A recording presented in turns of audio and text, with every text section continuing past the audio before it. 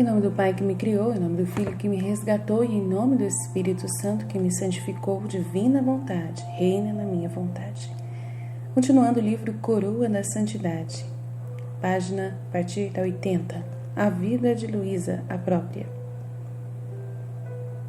Nota: esta visão geral da vida de Luísa será breve. Em vez de apresentar minha biografia completa aqui, prefiro direcioná-lo ao livro intitulado Sol da Minha Vontade, por Maria Rosária Del Genio, publicada em 2016 pela Livraria Editora Vaticana. Esta é a editora oficial do Vaticano e, portanto, é um texto autoritário e confiável.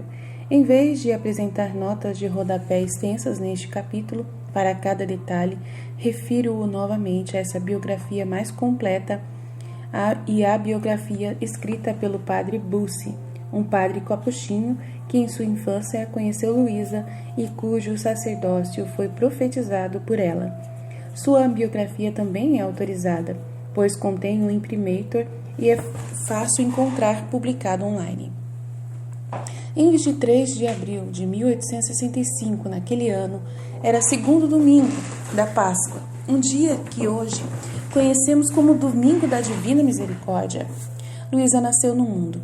As maravilhas que Deus escolheu para trabalhar em sua vida, como confirmação de sua mensagem ao mundo através dela, começaram a partir deste dia. Apesar de ter nascido com culatra, uma condição médica perigosa, Luísa não causou dor à mãe durante o parto. Mais tarde, no mesmo dia, seu pai a levou ao pároco para que ela fosse batizada. O desejo de Luísa por ocultação se manifestou na mais tenra idade. Quando criança, seu lugar favorito era um buraco em uma grande árvore, na qual passava horas sozinha em oração. Quando os convidados chegavam em sua casa, ela não podia ser encontrada, pois ela passava todos esses momentos escondidos atrás de uma cama em oração. Como foi o caso de incontáveis santos, travessuras como essas pessoas preocupadas ao seu redor, mas quando se aprende sobre vida interior, esses hábitos externos fazem todo sentido. Quando criança, ela sofreu terríveis pesadelos demoníacos. Ao invés de sucumbir-se ao horror deles, essas experiências foram de fato o que a levou a fugir com tanto fervor a Jesus para ter segurança.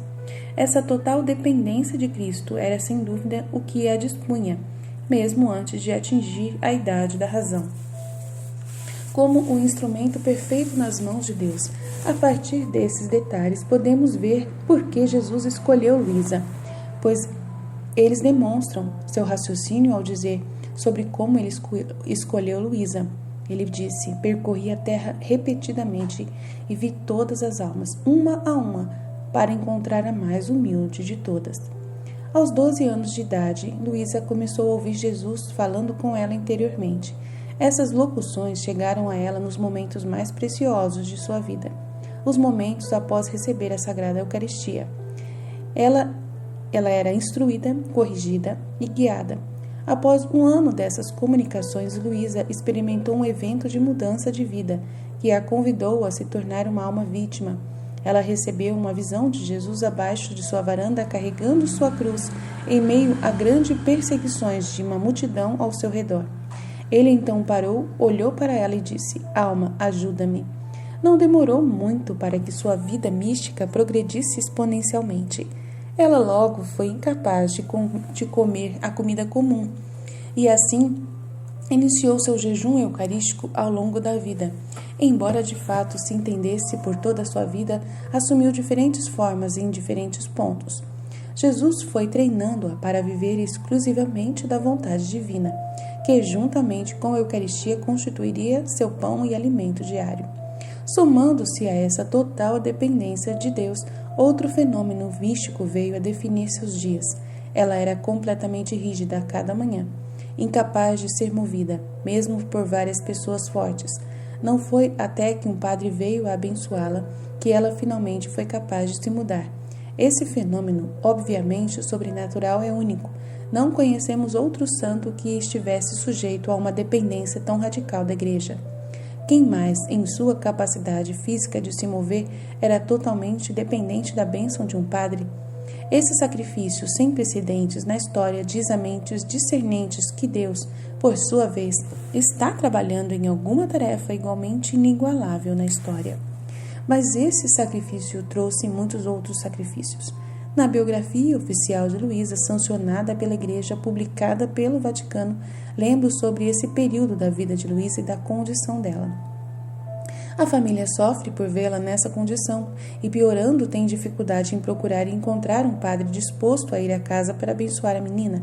É altamente provável que durante esse período a família de Luísa tome uma decisão que afetará Luísa pelo resto de sua vida.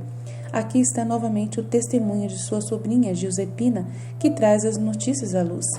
A pobre vó chora de tristeza vendo a filha naquele estado e, sem saber mais o que fazer, decide ir ao bispo e, acompanhada pelo meu pai, ela vai para Trani. Ela explica tudo ao bispo, que, interessado, ordena aos padres que procurem a menina doente. A partir daquele momento, um padre vai para a cama dela todas as manhãs e ela obedientemente acorda de seu sono profundo. O arcebispo de Trani, Giuseppe Bianchi Dotula, por causa de sua intervenção, une Luísa de certa forma à autoridade sacerdotal, criando um vínculo que, com o passar dos anos, tomará a forma de assistência espiritual dos confessores oficiais. Isto é o momento do padre Michele de Benedictis, que a conhece desde criança, aceita temporariamente o convite do arcebispo. Ele também é capaz de libertá-la com sua bênção e Luísa fica bastante impressionada. É então que ela percebe que ser libertada do seu estado rígido não depende da santidade do padre, mas da graça que ele recebeu. A partir de agora, Jesus a colocou nas mãos dos sacerdotes. Embora isso possa parecer uma grande graça, eles logo se tornam um motivo de uma verdadeira guerra contra ela. Com a ausência do padre Cosma e do padre Michele, que não pôde chegar, os padres que são chamados dizem que sua condição é uma farsa completa. Outros pensam que apenas uma surra porá fim às bobagens dela. E ainda outros que pensam que a garota só quer se fazer acreditar que é uma santa, mas na verdade é possuída por demônios. Ela é pensada por ser arrogante, uma farsa, uma trapaça, alguém que quer chamar toda a atenção para ela. Frequentemente os padres a quem os membros de sua família se aproximam se recusam a ir e, mesmo se forem, então a repreendem com amargura. Uma vez eles a deixaram em seu estado rígido por mais de 18 dias. A mãe dela chorava. Ela estava mortificada, não entende. Luísa escapa do fato de que sua dependência de autoridade sacerdotal tem um propósito preciso dentro da igreja, já que Jesus manifesta suas obras através dos sacerdotes.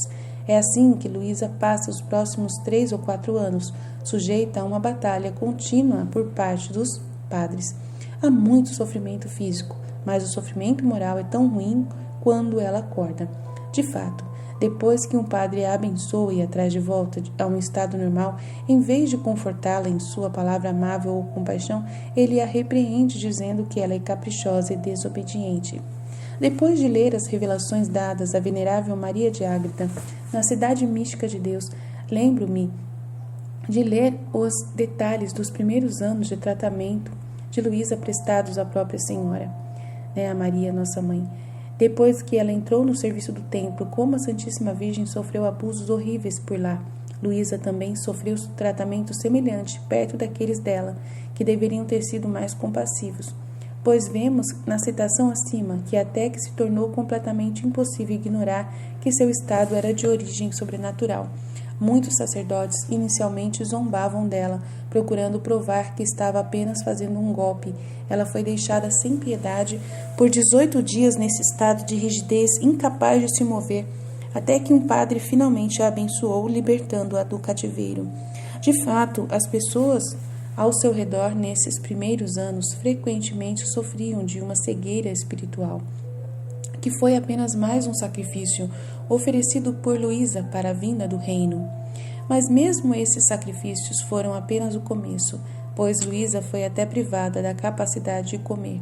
Sobre essa condição, lemos do mesmo trabalho sancionado pela Igreja. Dissemos que quando Luísa recupera a consciência, ela volta ao normal. Bem, isso não está exatamente certo. Ela volta ao normal, pois pode se mover novamente, mas o que perdura é uma forte repulsa por qualquer tipo de comida. Se às vezes ela come alguma coisa, Quando forçada por um membro da família, ela traz tudo de volta apenas alguns minutos depois. Isso também é visto como uma espécie de brincadeira da parte dela, de modo que a família e outras pessoas estão atrás dela repreendendo-a. E, no entanto, eles devem perceber que algo incomum está acontecendo. A comida que ela traz de volta é inteira, fresca e perfumada. Mas se pessoas ao seu redor parecem ter um tipo de cegueira espiritual, eles não são capazes de dar um salto para ver algo milagroso. Pelo contrário, eles continuam procurando curas terrenas.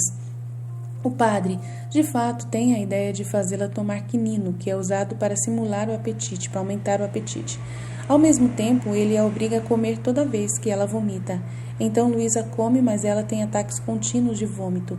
Ela traz tudo de volta e fica com a mesma fome de antes. Na verdade, ela está com mais fome do que antes por causa do remédio que tomou. O que está acontecendo? Ela sente as dores da fome, mas tem medo de pedir comida e se pergunta: o que minha família dirá? Ela vomitou há pouco tempo e agora quer comer de novo? Ela fica determinada a suportar a fome e, se derem alguma coisa, ela aceitará. Caso contrário, cabe ao Senhor. Cerca de 4 meses se passaram. Um dia o Senhor diz a ela para pedir permissão ao padre para não tomar mais o quinino e não fazê-la comer depois dela vomitar. Quando o seu confessor chega, ela faz esse pedido, com muita pouca esperança, mas então ele ordena que ela coma apenas uma vez por dia e pare de tomar o quinino. Luísa acha que o problema foi resolvido, mas quando come apenas uma vez por dia, mesmo assim traz tudo de volta, e a comida é sempre perfumada.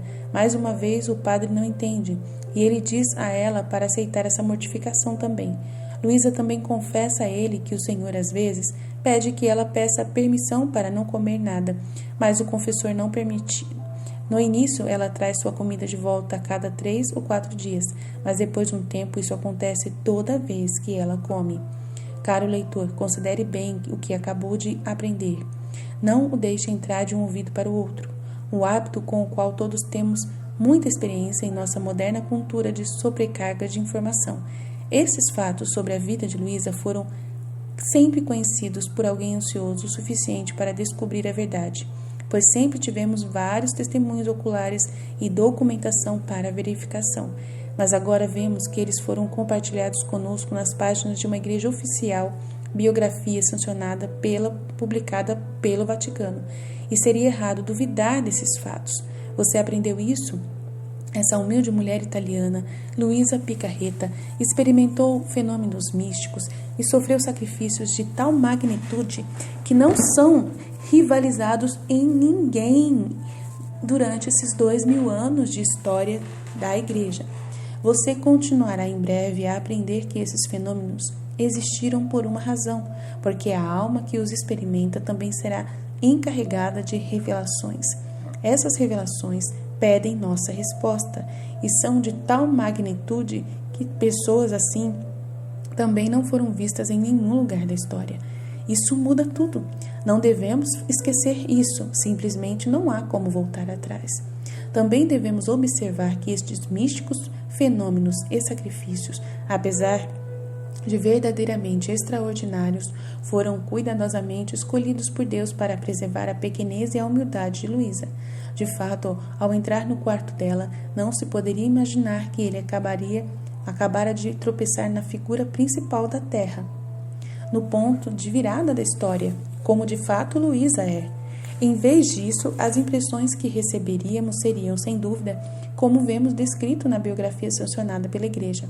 Certa vez, uma pessoa distinta que veio visitá-la disse ao sair do quarto: Luísa possui uma alma angelical. Parece que com ela você está respirando o perfume de lírios perfumados. Aquele sorriso celestial e aquele rosto claro e sorridente falam de Deus e permite que você vislumbre um pequeno canto do paraíso. Parece respirar um ar imbuído de perfume celestial. Naquele quartinho, as pessoas esquecem tudo sobre as coisas incômodas da vida. Eles sentem a alma em paz, esquecem suas brigas, enganos, ciúmes e respiram a alegria da graça de Deus. Este texto encontra-se em eco alto no escrito por Nona Luigi Doria, outro padre de Corato que conhecia Luísa e que em 1961 teve a tarefa de escrever um relatório sobre sua vida. Entre as coisas que ele escreveu sobre o apostolado da Luísa, realizado na cama, ele afirma: quando alguém ama, é impossível não falar sobre a pessoa amada, especialmente se é Deus, quem, além de seus muitos títulos amorosos, faz feliz a pessoa que lhe dá seu coração. Luísa amava a Deus e aos outros. Ela não podia então ficar quieta sobre Deus, porque queria que Deus fosse conhecido e amado pelos outros, e que era nisso que se encontrava a verdadeira felicidade, fruto do amor de Deus. Naturalmente, o seu tópico favorito era a vontade divina, que é muito gentil em si mesma, dado o que ela queria fazer em nosso benefício e por amor verdadeiro, obedecendo a sua lei e se conformando de acordo com suas disposições. Assim, toda a conversa, seja lá o que for, foi iluminada e aquecida pelo amor de Deus. Muitas pessoas foram até ela para expressar suas necessidades de espírito e corpo, atraídas pelo perfume de sua união com Deus. E todos tinham como resposta aos seus problemas a uniformidade amorosa vontade divina, que não apenas alivia a dor e a torna louvável, mas também esclarece o que fazer. Aqueles que se apresentaram a Luísa na esperança de encontrar uma cartomante não foram ouvidos e ficaram de fora. Agora voltamos à nossa visão cronológica da vida de Luísa. Pelos próximos 64 anos, essa era a vida dela. Talvez tenha sido a vida mais simples que o mundo já viu e a mais dependente de Deus. Nem sua nutrição corporal, nem mesmo a capacidade de mover seus próprios membros vieram de qualquer fonte, exceto Deus, pelas mãos de um padre católico no começo de cada dia, abençoando-a para aliviá-la de sua rigidez e alimentá-la com a Eucaristia, a única comida que ela sempre conseguia conter dentro dela. Nos seus primeiros anos, a base de sua educação e formação religiosa foi o Catecismo de Conselho do Trento, e aos 18 anos tornou-se dominicana da Terceira Ordem.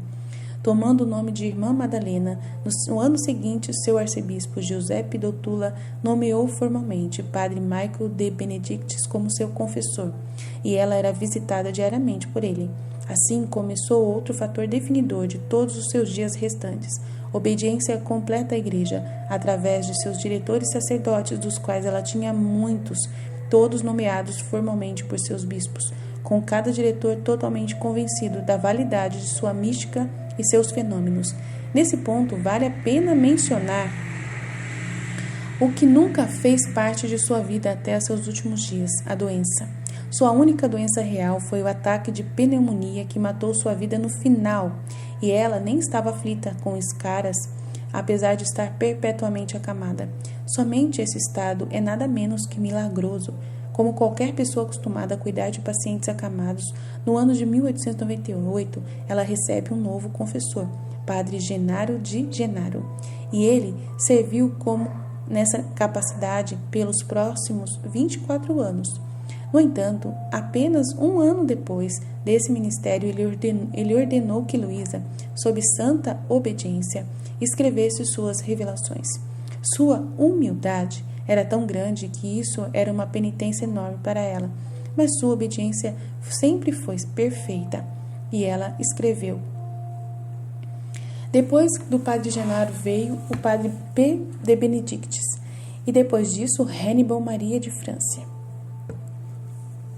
Aníbal Maria de França foi nomeado para ser o censor liborum de Luísa, um papel que ele manteve até sua morte em 1927. Mais de uma década antes, no entanto, profundamente convencido na necessidade das revelações de Luísa, ele havia publicado As Horas da Paixão. Ele deu aos volumes 1 ao 19 do Diário de Luísa o seu Nil Obstate, e depois o arcebispo Giuseppe Léo deu eles também o Imprimatur. Padre Benedict Calvi foi o próximo e final confessor de Luísa. Ele também se tornou um defensor zeloso e promotor dos escritos de Luísa, e ele documentou uma visão geral de sua vida diária da seguinte forma: por volta das 6 horas da manhã, o confessor estava ao lado de sua pequena cama. Luísa foi encontrada toda encolhida, agachada com tanta força, que quando a irmã ou a pessoa da casa, em obediência ao confessor ou ao bispo, precisou sentá-la na cama em sua posição habitual, não conseguiram movê-la por causa do peso dela. Parecia que ela era uma enorme peça de chumbo. Somente quando o confessor ou em certas ocasiões, algum sacerdote concedeu a ela sua bênção, fazendo o sinal da cruz. Com o polegar nas costas da mão, o corpo de Luísa recuperou seus sentidos e ela começou a se mover. Durante os 64 anos em que foi pregada, essa terminologia figurativa compara o leito de Luísa à cruz de Cristo, com seu leito pequeno. Luísa nunca sofreu escaras. Imediatamente depois, seguiu-se a leitura daquilo que Luísa havia escrito durante a noite a respeito das sublimes verdades sobre a vontade divina, lidas apenas por seu confessor ao lado de sua pequena cama. Houve ainda outro evento extraordinário. Qual era a comida dela? Tudo o que ela comeu, depois de algumas horas, voltava completamente intacto. Todos esses fenômenos foram observados escrupulosamente, controlados e submetidos a cuidadoso exame por muitos médicos e professores de teologia dogmática, moral, ascética e mística. Todas as manhãs, depois de acordar Luísa, em nome da santa obediência, o confessor ou outro padre celebrava a missa em seu quartinho diante de sua cama. Portanto, tendo recebido a Santa Comunhão, ela permaneceria ali como em transe, em êxtase, em uma conversa íntima com o Senhor por 2 a 3 horas, mas sem que seu corpo se petrificasse ou experimentasse a perda absoluta de seus sentidos. No entanto, muitas vezes ao longo do dia, ela estava com o Senhor de uma maneira que envolvia seus sentidos, e às vezes as pessoas que estavam em sua companhia notavam isso. Luísa trabalhava costurando para a igreja durante seus dias, e panos de altar era o que ela fazia principalmente. Ela trabalhava na costura até às 10:30 da noite, e no meio da noite, entre meia-noite e 1h da manhã, entrava no estado de êxtase, como uma estátua petrificada, mesmo que os travesseiros atrás dela não estivessem corretamente no lugar, e suas experiências místicas, conforme documentadas em seu diário, se seguiram. Tais foram todos os seus dias. Misturados com eles foram aparições, locuções, introspecção, bilocação, estigmas invisíveis e inúmeros outros milagres, mas pouco ou nada externo e visivelmente extraordinário. Em 31 de agosto de 1938, 3 de suas obras foram colocadas no Index of Prohibited Books, e essa colocação foi publicada em 11 de setembro de 1938. Nesse ponto de sua vida, ela estava em um convento com as Irmãs do Divino Zelo. Ela adorava ficar lá e morava com as irmãs há 10 anos. Apenas um mês depois de que seus trabalhos foram colocados no índice, os superiores pediram que ela fosse embora. Essa condenação de suas obras, a que agora não tem forma ou vinculação de forma, foi, no entanto, um elemento importante do plano divino, para que Luísa pudesse ser mais perfeitamente conformada à imagem de Cristo, que foi também condenado pela autoridade eclesiástica legítima em seus dias. Imediatamente após as notícias de condenação chegarem, Jesus disse a Luísa: "Minha querida filha, se você soubesse o quanto eu sofro, se eu deixasse você ver, você morreria de dor. Saiba que eles não te condenaram, mas eu, junto com você. Eu mesmo sinto como sendo condenado. Desde que condenam o Deus, é condenando-me. Você, no entanto, une em minha vontade nossa condenação àquela que recebi quando fui crucificado, e darei a você o mérito da minha condenação e de todos os bens que produz. Me fez morrer, depois chamou minha vida ressurreição, em que todos deveriam encontrar vida e ressurreição de todos os bens. Com a sentença deles, eles acreditam que podem matar o que eu disse em minha divina vontade. Mas permitirei tais castigos e eventos tristes, que farei minhas verdades ressurgirem mais lindamente, mais majestosas no meio dos povos. Portanto, do seu lado e do meu, não vamos mudar nada. Vamos continuar fazendo o que fizemos, mesmo que todos devam estar contra nós. Este é o meu caminho divino, para todos os males que as criaturas podem fazer. Nunca movo minhas obras, eu sempre as preservo com meu poder criativo e virtude, por amor daqueles que me ofendem. Eu sempre os amo sem cessar. Filha, o que não é apreciado hoje será pela igreja. Jesus está apenas dizendo a Luísa para permanecer forte e continuar anotando suas revelações. Ela ainda estava sob obediência para escrever em seu diário nesse momento. E orar, sofrer, sacrificar de acordo com sua maneira usual, o que obviamente não era afetado pela condenação. Apreciei a manhã, que agora parece escuridão, porque encontra mentes cegas. Se transformará em sol amanhã, para quem tem olhos. Quanto bom eles farão. Então, vamos continuar fazendo o que fizemos. Vamos fazer o que for necessário do nosso lado, para que nada falte em ajuda, luz, verdade boa e surpreendente, para dar a conhecer a minha vontade de fazê-la reinar. Usarei todos os meios de amor, graça e castigo. Vou tocar todos os lados das criaturas para ter o meu reino de vontade. Quando parecer que o verdadeiro bem está prestes a morrer, ele ressuscitará mais bonito e majestoso. 2 meses depois de ser expulsa do convento, Luísa terminou sua última redação, pois não era mais obrigada a obedecer e escrever após sua conclusão. 1 ano depois, da Segunda Guerra Mundial começou. 9 anos depois, em 4 de março de 1947, ela deu o último suspiro. Sobre esse momento, o padre Benedetto Calvi, seu confessor na época, escreveu: ela morreu como os santos morrem, com um ato final da vontade divina. Ainda estou me recuperando do tremendo choque que experimentei, da impressão profunda, angustiante, mais sublime que seu último suspiro causou. Seu corpo permaneceu rigidamente ereto, sentado na cama, mas seus membros careciam completamente da rigidez, do rigor mortis, para que pudessem ser movidos em qualquer direção. Mesmo todas as articulações dos dedos, as pálpebras estavam fechadas, mas podiam ser abertas e as pupilas permaneciam cristalinas. Tudo isso levou a algumas dúvidas sobre se ela estava realmente morta. Então fizemos vários exames médicos. Seu corpo foi visto por 4 dias inteiros nesse estado, sem o menor sinal de decomposição. Ninguém foi trabalhar durante o funeral, mas todos, sem exceção, participaram. Uma visão verdadeiramente rara, talvez sem paralelo. E quem teve a sorte de participar nunca será capaz e nunca saberá expressar o quão magnífico é isso. E quanto foi. De fato, milhares de pessoas se alinharam nas ruas para prestar homenagem.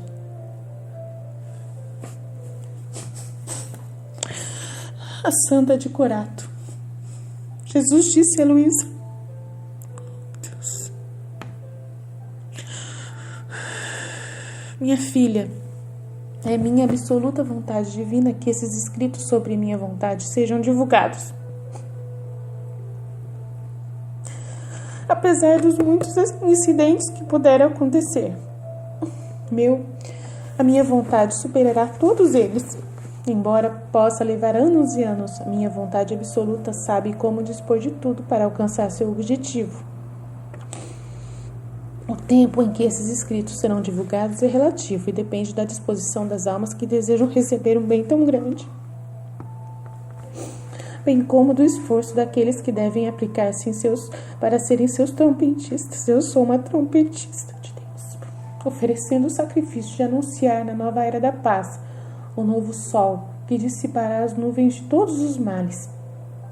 47 anos mais tarde, condenações foram anuladas. Sua causa de beatificação e canonização foi oficialmente aberta e Luísa ainda não terminou. Jesus disse a ela: quanto a você, então sua missão é extremamente longa e você não será capaz de completá-la na terra, até que todos os conhecimentos sejam conhecidos e o reino da vontade divina seja estabelecido na terra. Sua missão nunca poderá ser chamada de concluída. No céu você terá muito a fazer. Eu sei que você está me ajudando, Luísa. Eu sei que foi você mesmo. Você que me escolheu. Tenho certeza, Luísa. Invoque a intercessão dela. Confie que você a receberá. Eu sei que sim.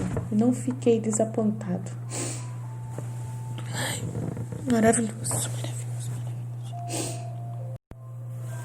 Sua vida segundo Santo Aníbal.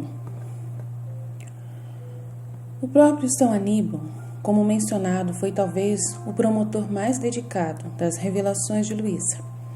Ele deu uma bela descrição de Luísa com suas próprias palavras, publicadas como segue: palavras retiradas de Santo Aníbal, diretamente do sol de minha vontade. Livro publicado pelo Vaticano.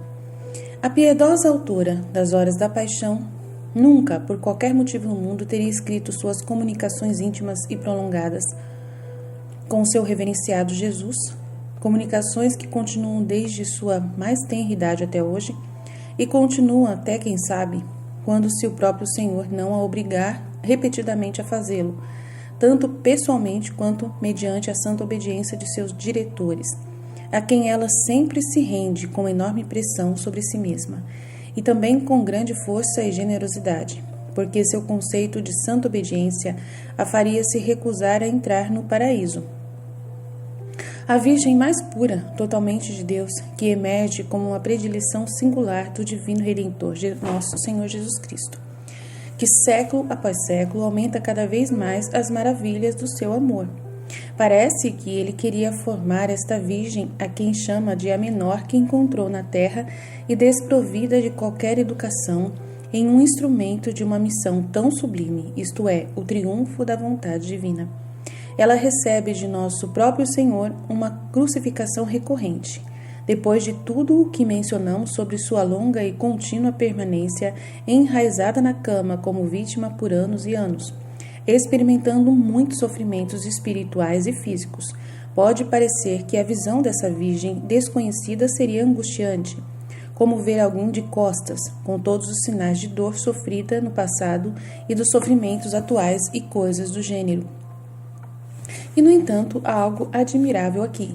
Vendo essa esposa de Jesus crucificado, que passa a noite em êxtase doloroso e sofrimentos de todo tipo, mas depois, havendo de dia, sentada na cama, trabalhando com agulha os alfinetes, nada, absolutamente nada aparece, nada de alguém aflito que sofreu durante toda a noite, sem aparência de algo fora do comum ou sobrenatural.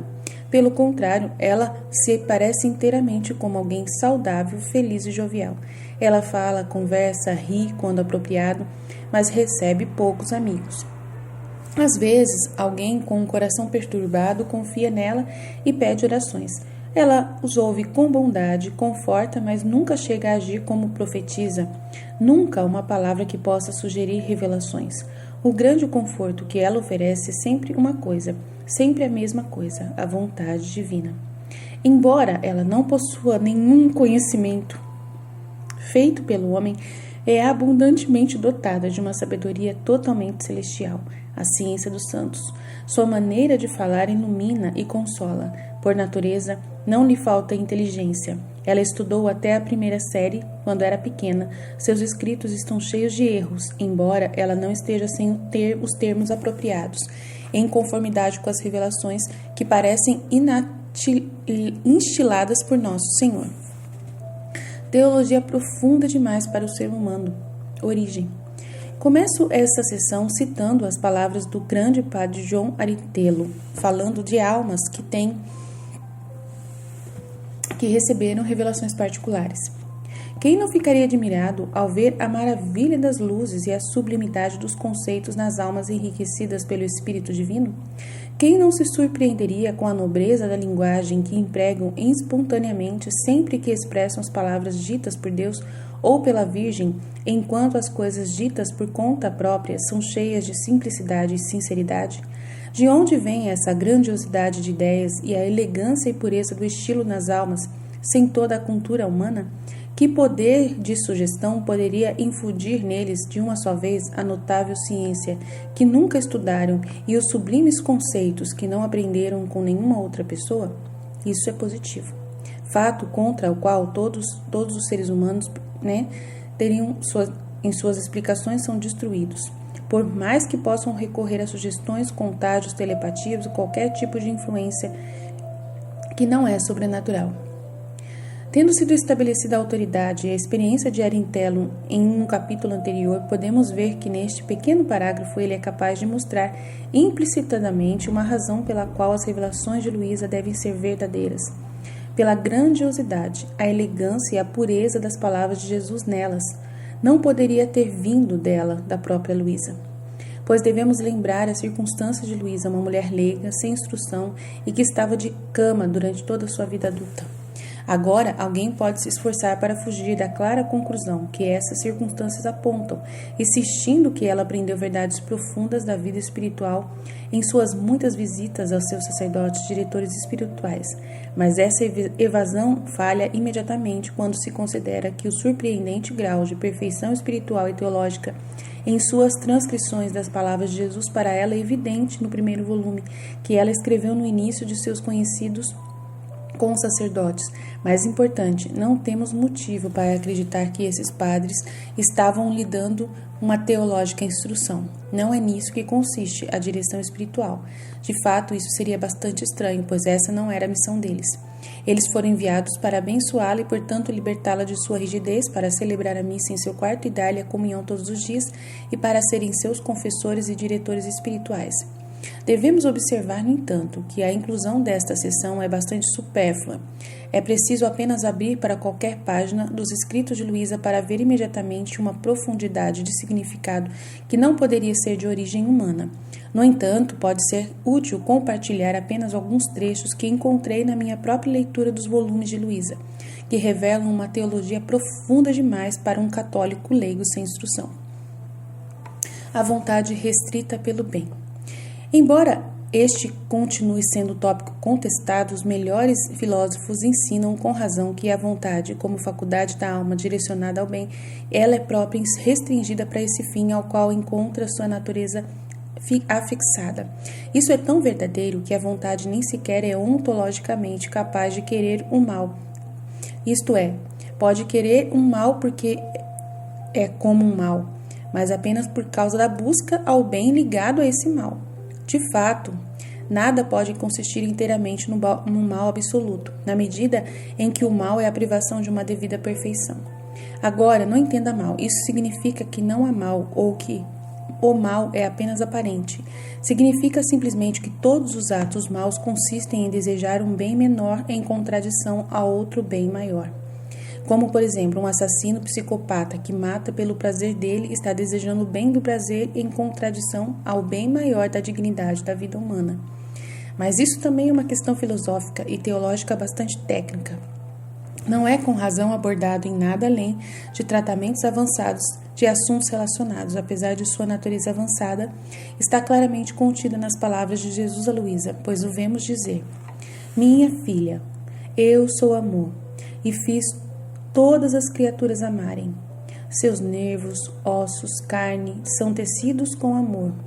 E depois de tê-los feitos com amor, fiz o sangue fluir em todas as suas partículas, como se os cobrisse com uma roupa, a fim de lhes dar a vida do amor.